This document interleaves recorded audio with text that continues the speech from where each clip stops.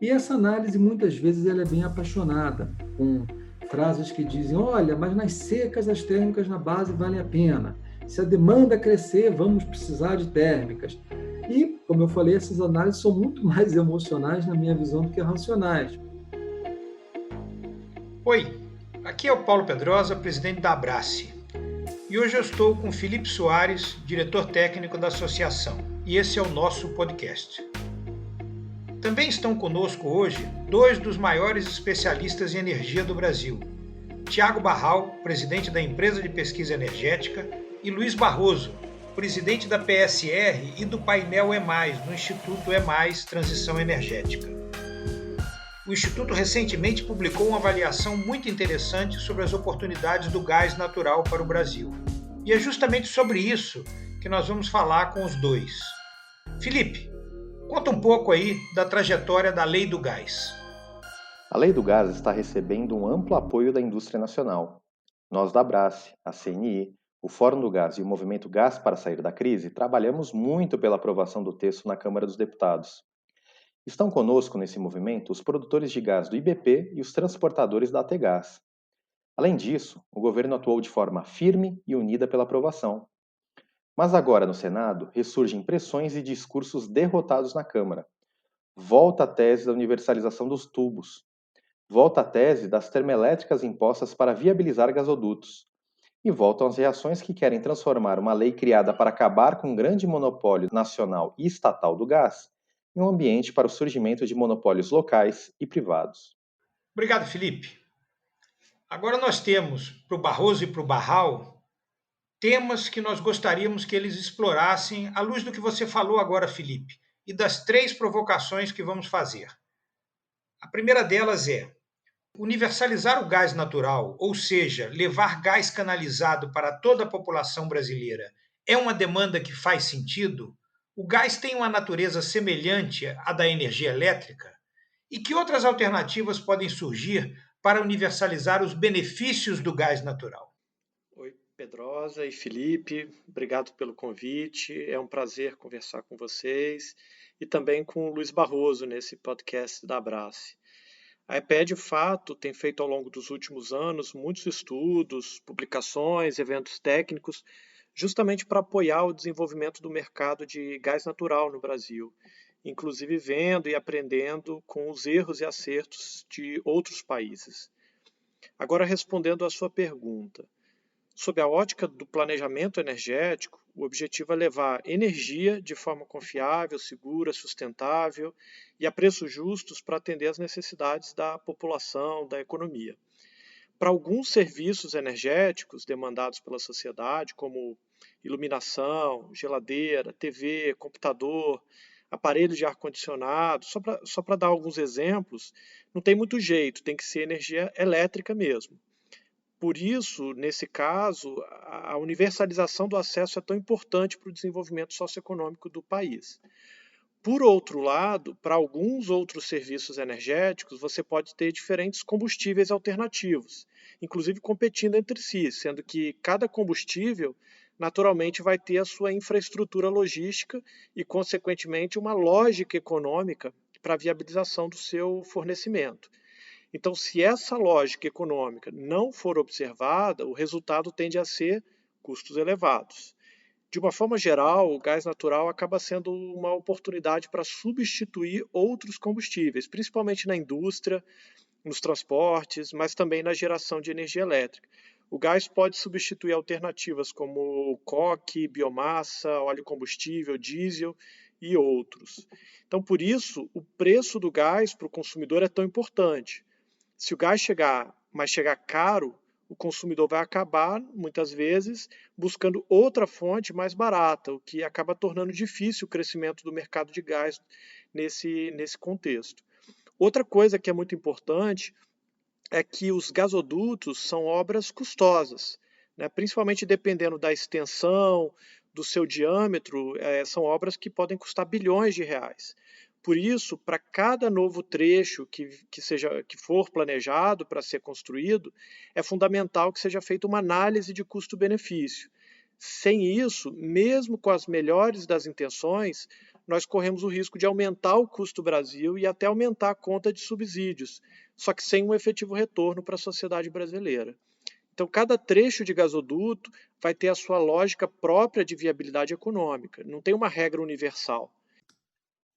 Paulo, Felipe, é um prazer estar aqui com vocês no podcast da Abrace, dividindo essa conversa também com o Thiago Barral, presidente da empresa de pesquisa energética, empresa pela qual eu tenho muito carinho, de grande relevância para o país. Muito obrigado pelo convite. Bom, o Barral deu uma excelente resposta no que diz respeito a essa questão da universalização do gás, com a qual concordo com tudo. O gás natural, para mim, é um energético substituto, diferentemente do saneamento básico e do próprio acesso à eletricidade, como o Barral comentou.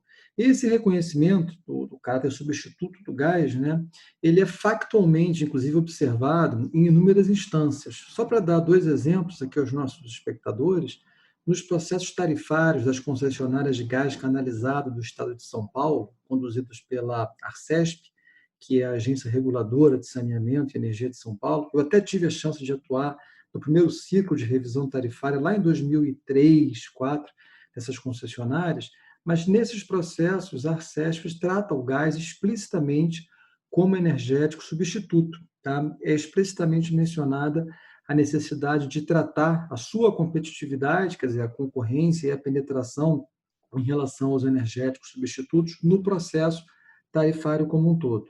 Então, só para dar uns exemplos também, nas residências existem dois energéticos principais que concorrem com o gás natural canalizado, o GLP, né, que é o gás liquefeito de petróleo, e a própria energia elétrica, que são combustíveis muitas vezes exclusivos de áreas ainda não atendidas por redes canalizadas de distribuição, mas que mesmo em regiões que têm malhas de distribuição de gás, por questões até mesmo culturais, muitos consumidores residenciais permanecem usando o GLP para cocção e energia elétrica para aquecimento de água, por exemplo. No segmento automotivo, a gente sabe que os energéticos que concorrem com gás são o etanol e a gasolina, e que tem uma dificuldade para adaptação dos veículos frente aos custos de conversão e as incertezas relacionadas à mudança do preço do energético. A própria popularização dos carros flex fez com que o interesse pela conversão de carros novos a gás tenha diminuído bastante frente aos patamares históricos. E mesmo no setor elétrico, o gás é um combustível substituto, porque a água, o vento, o sol, o urânio competem com ele, tanto no planejamento da expansão como da operação. Um outro exemplo que eu queria trazer também sobre essa reflexão da universalização do gás é na própria Europa, onde nas diretrizes lá de 2003, no marco da liberalização dos mercados de eletricidade e gás europeus, as diretrizes 54 e 55 tratam eletricidade e gás, no que diz respeito à universalização do acesso, de forma diferente. A eletricidade foi tratada como serviço universal, na diretriz 54, e o gás não universal, na 55, isso lá há mais de 17 anos atrás. Bom, aí vem a tua pergunta, né, Paulo? Como é que a gente pode universalizar os benefícios do gás natural? O gás, na minha opinião, é um combustível transversal, utilizável em vários segmentos, e como diz o Barral, a questão-chave é mesmo o seu preço, pois ele só deve ser comercializado onde for economicamente competitivo. Existe um instituto recém-criado, chamado Instituto Transição Energética, que é um think tank centrado nas questões de transição energética do Brasil. Esse instituto disponibilizou um estudo super interessante que olha o panorama e as perspectivas do gás natural no país. Eu tenho até o prazer de ser o presidente do Conselho Consultivo do EMAS, o painel EMAS, e vocês podem achar mais informações em www.emasenergia.org. Esse estudo discutiu estratégias para o uso eficiente do gás, basicamente consolidando estudos recentes, apontando convergências, introduzindo outras potencialidades, e procurou responder duas perguntas.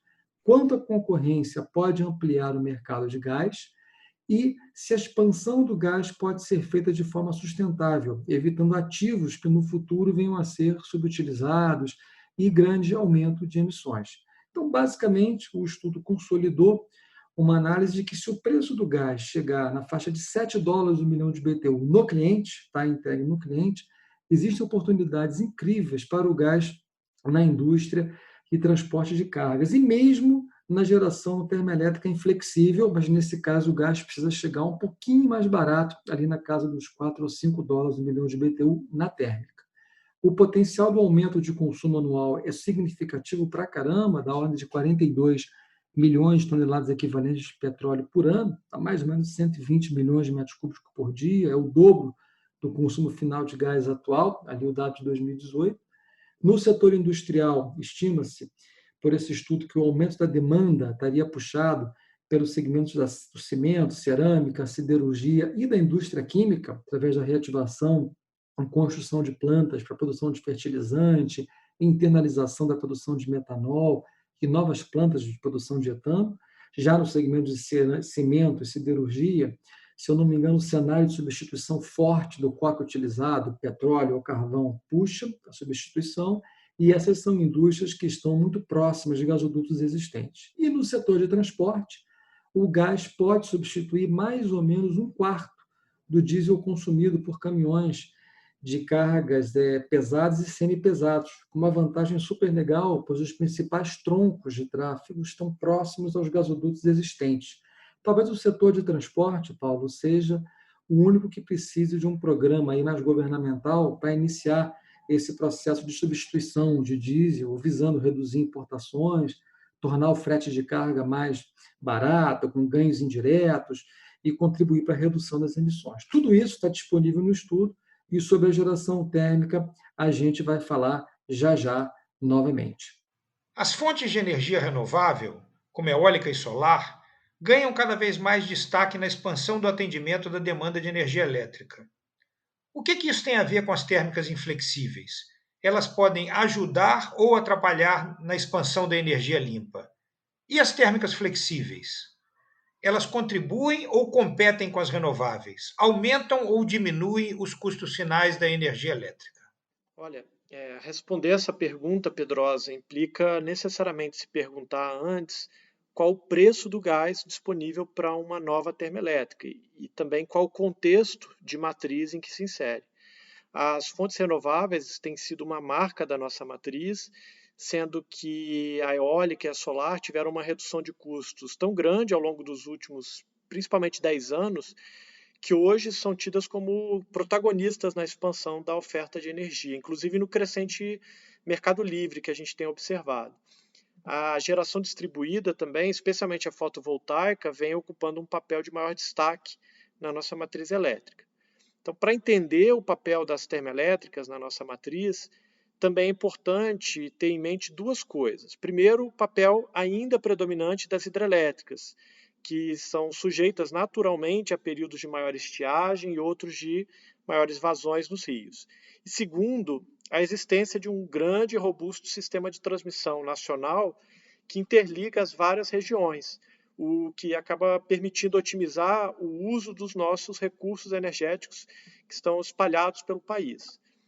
Dito isso, fica evidente que o papel das termoelétricas a gás natural é complementar as fontes renováveis, de forma a permitir que o operador do sistema gerencie a variabilidade de forma competitiva ao menor custo possível. Então, justamente por isso, ao analisar a inserção de termoelétricas a gás, o valor que elas agregam depende fundamentalmente, do seu nível de inflexibilidade, 2, do seu custo variável de geração, custo variável unitário, né, o CVU, que reflete em última instância o preço do gás. Com relação à inflexibilidade, ela implica garantia de preferência para a geração térmica, mesmo naqueles momentos em que esteja sobrando energia de outras fontes. Ou seja, quanto maior o montante de térmicas inflexíveis, maior o risco que nós temos de desperdiçar energia de fontes mais baratas, queimando e pagando pelo gás no lugar dessas fontes. No entanto, se o preço a pagar pela flexibilidade do gás da térmica for alto demais, em relação, por exemplo, a uma oferta de gás inflexível na base, as termoelétricas inflexíveis elas podem sim entrar sem problema no sistema, de forma competitiva, que seria um ganha-ganha. Em outras palavras, o que eu quero dizer é que as térmicas inflexíveis são bem-vindas no sistema, mas não a qualquer preço. Olha, mais uma vez eu concordo com o presidente Barral E eu acho que essa discussão ela precisa de mais razão e menos emoção, e a gente tem que olhar a frieza dos números com mais atenção. Então, voltando à experiência internacional, mais uma vez, porque é sempre bom para a gente contextualizar, tanto nos Estados Unidos como na Europa, quando o gás se desenvolveu, as térmicas a gás natural, elas eram recursos mais baratos para a operação do sistema do que muitas outras usinas que o operador tinha à sua disposição, que eram, na prática, usinas a óleo e a carvão mais ineficientes, ou seja, com custos variáveis unitários, os CVUs de operação maiores. Então, o gás, ele naturalmente deslocava essas usinas e ele entrava na operação por valor econômico mesmo, acionado pelo operador e praticamente 100% do tempo, ou seja, na base. Então, com o mercado chamando essas usinas a produzir de forma constante, tudo naturalmente se desenvolveu a partir daí. Não haviam preocupações com cláusulas de take or pay, ship or pay, ocupação de gasoduto e tudo mais. Então, nessas situações, a térmica exigir uma inflexibilidade não é problemático, porque ela já é chamada a produzir naturalmente, por valor econômico, por valor agregado. E é até interessante notar que a penetração das renováveis nos Estados Unidos e na Europa está fazendo com que, atualmente, as térmicas a gás estejam sendo deslocadas na ordem de mérito da produção pelas renováveis.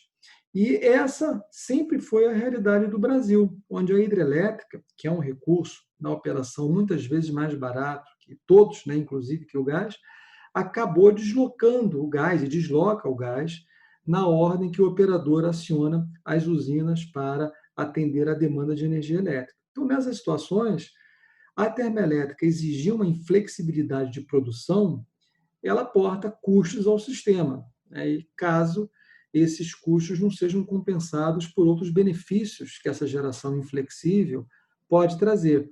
E, novamente, isso é uma questão de preço, como já dito pelo Tiago, que precisa ser avaliado com atenção, considerando a queda de preço das fontes renováveis, a perspectiva de precificação de carbono e a crescente necessidade de flexibilidade operativa que o sistema elétrico vai demandar devido à maior penetração das renováveis. Mas só para mostrar que essa discussão ela é cheia de sutilezas, o gás inflexível ele também libera as hidrelétricas, ao deslocá-las, para armazenar uma quantidade de água nos seus reservatórios e, com isso, elas podem fornecer essa flexibilidade que o sistema tanto quer.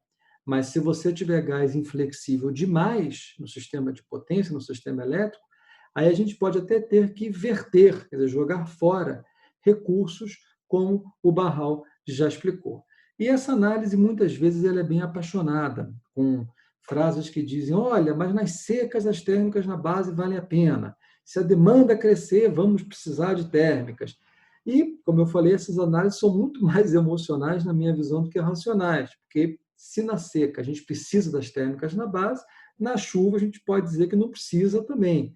E se a demanda crescer, a gente também pode dizer que a gente tem, como o Brasil, outras alternativas de geração. Então, quer dizer, o Brasil ele tem um critério de planejamento, né? Não se planeja o sistema só para seca ou só para chuva, é um critério mais sofisticado, definido pelo Conselho Nacional de Política Energética, visando justamente equilibrar os custos e os benefícios do atendimento para a demanda ao consumidor final. Agora, voltando ao estudo publicado pelo EMAS, esse estudo mostrou, através de um exercício numérico detalhado para o sistema brasileiro, que a preços de gás na faixa de 4 a 5 dólares o milhão de BTU entregues na térmica, a geração térmica a gás inflexível, ou seja, na base, ela pode sim ser competitiva economicamente com as demais opções de expansão, quando ambas competem valendo-se dos seus próprios atributos, o que pode gerar até uma demanda adicional ao longo aí de um intervalo de 15 anos, mais ou menos, de 14 milhões de toneladas equivalentes de petróleo só na geração térmica. Tá? Esse estudo considerou o atendimento a 3 atributos: energia, potência e reserva operativa. E é muito importante frisar que esse preço é para o gás natural na térmica, entregue. É preciso fazer a conta do netback ao produtor, que, por sua vez, tem que verificar se o valor que vai sobrar para ele lá na commodity remunera o EIP aos níveis atuais de preço do petróleo. Tá? Essa conta é muito sensível, Paulo, ao câmbio, aos custos das renováveis. A própria EPE fez um exercício similar, se eu não me engano, só para o atributo energia, no plano decenal do ano anterior, mas é uma questão de numerologia. Né? E esse estudo do E+, ele até mostra que o possível aumento das emissões com o deslocamento das renováveis pela geração térmica poderia ser evitado se a gente fizesse gas to wire com captura e sequestro de carbono, né, e armazenamento. Quer dizer, a eletricidade sendo gerada diretamente nas plataformas offshore, transmitida por cabos submarinos e com o gás carbono da queima sendo injetado nos reservatórios junto com o CO2 original, contribuindo para o aumento da produção de óleo e a neutralização das emissões. Mas isso é uma outra história. O que é importante ficar registrado aqui é que existe um framework, existe um arcabouço, que essas contas podem ser feitas com tranquilidade para mostrar que sim, o gás natural na base ele pode ter um espaço na competição gás-gás, que o Barral falou, por valor econômico, somente dependendo do preço do gás e das condições de competição de um certame, por exemplo. Outro ponto importante é o custo de transmissão. Um dos objetivos da expansão do sistema de transmissão é a interligação das fontes mais baratas de geração de energia elétrica. Introduzir usinas térmicas inflexíveis em locais específicos, como no Centro-Oeste, por exemplo, afetaria o sistema de transmissão de energia elétrica? E o custo final de atendimento aos consumidores? Como pode ficar? Oi, Felipe. Então, o custo de transmissão associado a uma térmica locacional, ou seja, aquela térmica construída em local determinado pelo próprio governo, é algo que pode variar muito de local para local e também dependendo do próprio tamanho da termoelétrica. É difícil a gente generalizar. De forma geral, os estudos de planejamento, eles não têm apontado para restrições locais que exijam termoelétricas para a garantia do suprimento de uma forma geral. Claro que pode ter exceções e por isso que nós estamos sempre monitorando, estudando as alternativas nas mais variadas regiões do país. Havendo necessidade justificada, né, técnica, econômica, ambientalmente, nós vamos dar naturalmente o tratamento com toda a transparência. Os estudos de planejamento do sistema de transmissão que nós fazemos na EPE, eles levam em conta o crescimento da carga nas cidades brasileiras e também a expansão da geração, buscando o menor custo total, tanto de investimento, né, o custo total de investimento e operação, também combinando os custos de geração e transmissão. Para se ter uma ideia, a avaliação que nós fizemos com base no Plano Decenal 2029 indica que os investimentos em transmissão são mais do que compensados pela economia nos custos de geração, com uma redução que nós estimamos de custo, né, que nós estimamos da ordem de 8 bilhões de reais em relação a um caso sem nenhuma expansão do sistema de transmissão nesse horizonte decenal. Então, nós temos buscado também, até para reforçar esse tipo de análise, a gente tem buscado investir em ferramentas cada vez mais modernas de planejamento da transmissão e da geração, justamente para captar com maior precisão os sinais locacionais e a dinâmica de funcionamento do sistema. Olha, eu não vejo nenhuma reivindicação como tabu. E sempre, em toda a minha carreira profissional, e sobretudo quando eu estava na EPE, eu sempre disse que as vantagens e desvantagens de todas as propostas elas devem ser analisadas com muita objetividade e de forma bem fundamentada, né? Esses temas aqui que nós estamos discutindo nesse podcast, eles são todos muito complexos e para a gente fazer uma boa análise, a gente precisa inovar, estar no estado da arte, ter ferramenta para testar tudo e até muito na linha do que o Barral colocou no fechamento da fala dele, né? Eu concordo, mais uma vez, com a linha geral da argumentação do Tiago, e até acho que entendi que a grande mensagem dele, se não for isso, essa é pelo menos a mensagem que eu gostaria de passar nesse item, é que o Brasil precisa tomar muito cuidado para não sobreinvestir, né? E fazer as interferências em soluções específicas somente quando necessário e com critérios objetivos. Quer dizer, não dá para o Brasil, na minha opinião, ser o país do gás, das renováveis, da nuclear, da transmissão, do gasoduto, da geração distribuída, das baterias, tudo isso ao mesmo tempo, se a gente não tiver uma demanda nos segmentos específicos que possa absorver essa inserção. Quer dizer, não dá para a gente planejar e não utilizar depois. Infelizmente, a demanda para novos investimentos ela é finita, né? Assim como é também a capacidade do consumidor de pagar a conta, seja ele de eletricidade, seja ele de gás, e isso tem até o efeito, aí, Paulo e Felipe, no marco da associação de vocês, de se a conta ficar muito cara, a gente reduzir a competitividade industrial, né? E acabar introduzindo também novas distorções em outras partes desse todo que é a cadeia comercial, né, da indústria energética nacional. Eu acho que a gente tem que tomar muito cuidado para que o Brasil não seja, né, pelo menos evitar que o Brasil seja o país do gás barato e da conta de luz cara, que também acho que não seria desejável sob essa ótica. Então, esse é o meu complemento à fala do Barral, que eu já acho que respondeu tecnicamente bem o tema que vocês perguntaram. Obrigado, Felipe, e obrigado aos nossos convidados, Barral e Barroso. O projeto da Lei do Gás já completou o mêsversário no Senado e ainda não tem um relator escolhido. E nós precisamos que ele seja aprovado o mais rápido possível para permitir que a riqueza do gás do pré-sal, né, seja dirigida ao território nacional e às indústrias brasileiras. A Abrace, o Fórum do Gás, o Movimento Gás para Sair da Crise, a CNI, o IBP e a ATGás têm se empenhado em mostrar que o tema é urgente, que o projeto aprovado na Câmara é bom, necessário e suficiente para criar o novo mercado de gás e que esse é o projeto mais relevante que o governo e o Congresso podem colocar em curto prazo a serviço da recuperação da economia brasileira, com efeitos imediatos a partir da sua aprovação na geração de empregos e no dinamismo do país. Obrigado a todos que nos acompanharam no podcast da Abrace.